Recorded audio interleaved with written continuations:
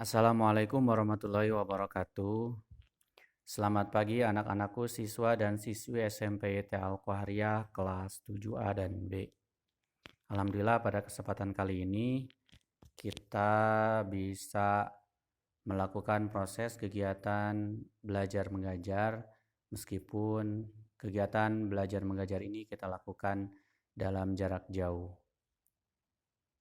Sangat disayangkan sekali sebetulnya karena ini merupakan pertemuan kita antara Bapak sendiri dengan kalian sebagai siswa baru pada tahun ajaran 2020-2021. Insya Allah mulai sekarang kita akan bersama-sama mempelajari materi bahasa Indonesia di kelas 7 ini.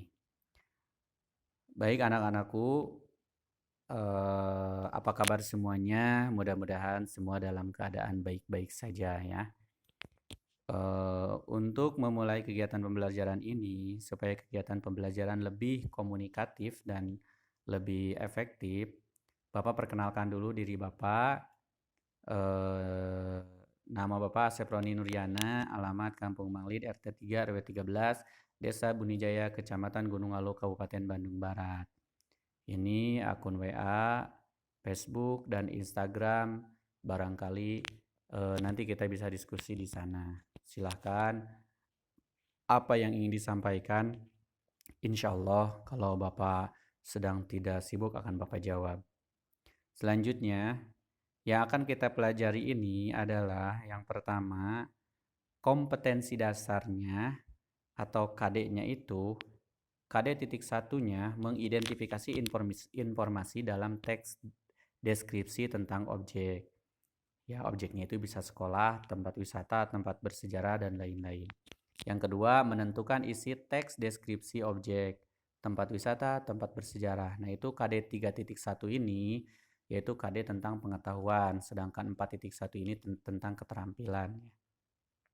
Tujuan pembelajarannya, setelah belajar ini, nanti kalian diharapkan dapat mengidentifikasi ciri objek teks deskripsi, mampu mengidentifikasi jenis teks deskripsi, mampu mengidentifikasi isi teks deskripsi, mampu mendaftar penggunaan bahasa pada teks deskripsi, dan mampu menentukan isi teks deskripsi. Selanjutnya, pokok bahasannya adalah yang pertama, kita akan mempelajari tentang pengertian teks deskripsi. Yang kedua, kita akan mempelajari tentang ciri-ciri teks deskripsi. Dan yang ketiga, kita akan mempelajari jenis-jenis teks deskripsi. Sedangkan yang keempat, kita akan mempelajari ciri penggunaan bahasa pada teks deskripsi. Dan yang kelima adalah menentukan informasi dalam teks deskripsi. Selanjutnya, apa sih yang disebut dengan teks deskripsi? Nah, teks deskripsi ini adalah teks yang menggambarkan secara jelas objek, tempat, atau peristiwa yang sedang menjadi topik kepada pembaca sehingga pembaca seolah-olah merasakan langsung apa yang sedang diungkapkan dalam teks tersebut. Selanjutnya, nah ini ciri-cirinya menggambarkan atau melukiskan sesuatu. Ya, melukiskan atau menggambarkan objek yang akan kita deskripsikan.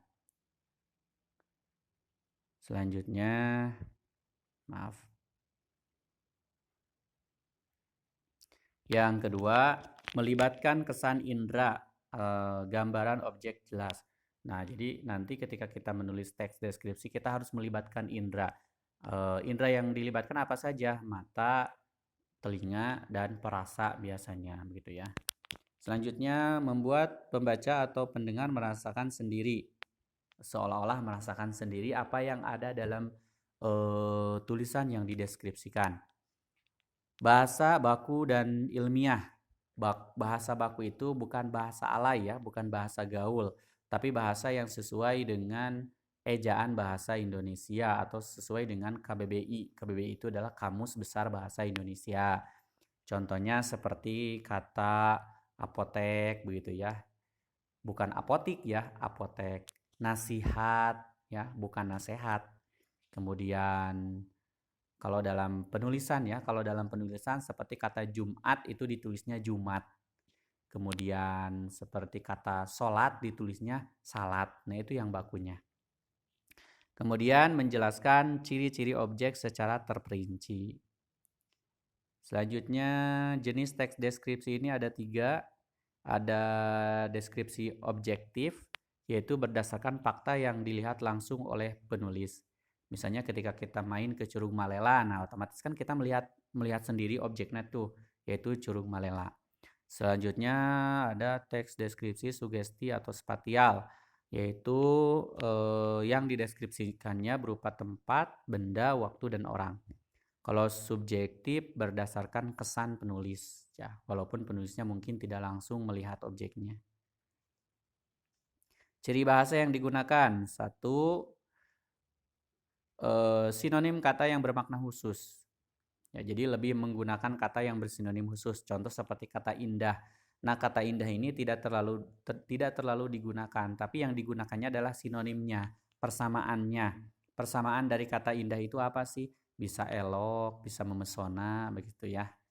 Nah, itu yang digunakannya, kata eloknya, begitu. Kemudian menggunakan kalimat perincian. Kalimat perincian ini adalah kalimat yang merinci kalimat sebelumnya. Contoh misalnya, ibuku adalah seorang ibu yang baik. Nah, itu kan kita tidak tahu baiknya itu seperti apanya, dirinci lagi. Ia selalu menasehati saya, ia selalu mengajari saya, ia tidak pernah marah. Nah, itu disebut dengan kalimat rincian. Merinci apa? Merinci kata baik. Saya mempunyai kucing yang sangat lincah. Nah, kata lincahnya kita rinci lagi. Ia selalu loncat-loncat, atau ia suka naik ke atas genting, atau ia suka bermanja-manja. Nah, itu lincahnya ya. Dirinci lagi. Selanjutnya menggunakan kalimat yang seolah-olah bisa dilihat, didengar, dan dirasakan. Contoh seperti Curug Malela adalah curug yang sangat besar. Nah, gitu kan? Ketika kita mendengar kata Curug Malela adalah curug yang sangat besar, kita dapat membayangkan, oh berarti kita dapat melihat curug yang besar. Itu kan seolah-olah terlihat. Airnya sangat sejuk, sehingga terasa sejuk ketika menyentuh kulit misalnya. Nah, itu kan dapat dirasakan. Atau suara gemercik airnya itu sangat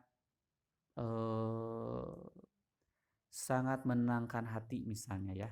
Nah, itu kan suara gemerciknya air. Kita dapat membayangkan suara air begitu ya. Nah, itu dapat didengar.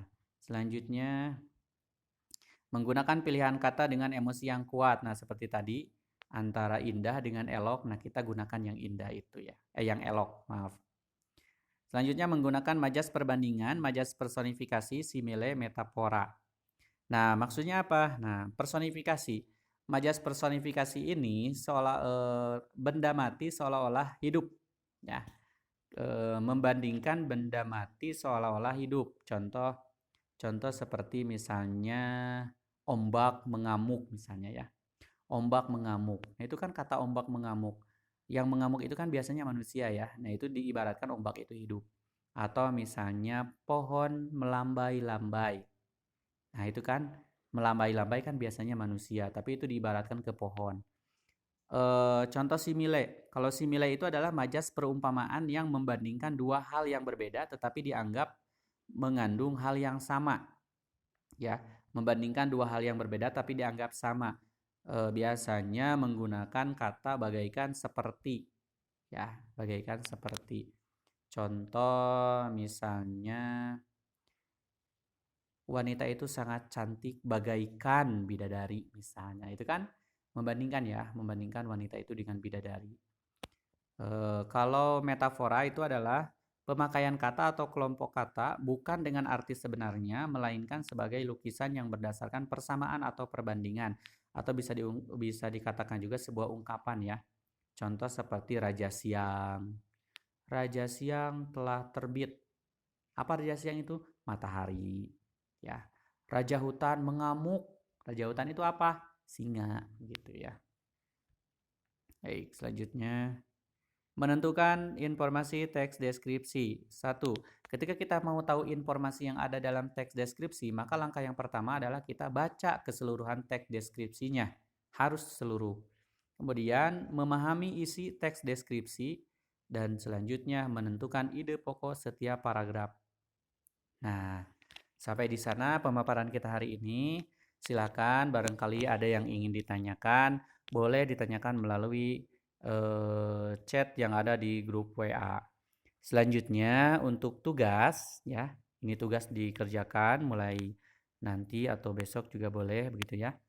Bacalah teks deskripsi yang ada pada LKS halaman 2 dan 3. Kemudian tentukan kata khusus, kalimat rincian, kalimat yang mengandung cerapan panca indera seolah-olah dilihat, didengar, dan dirasa. Kemudian carilah kalimat-kalimat yang mengandung majas.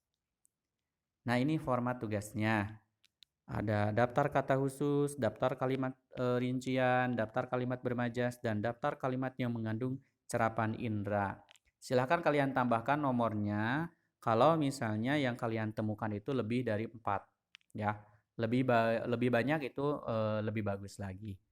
Baik, hanya sampai di sini yang bisa Bapak sampaikan.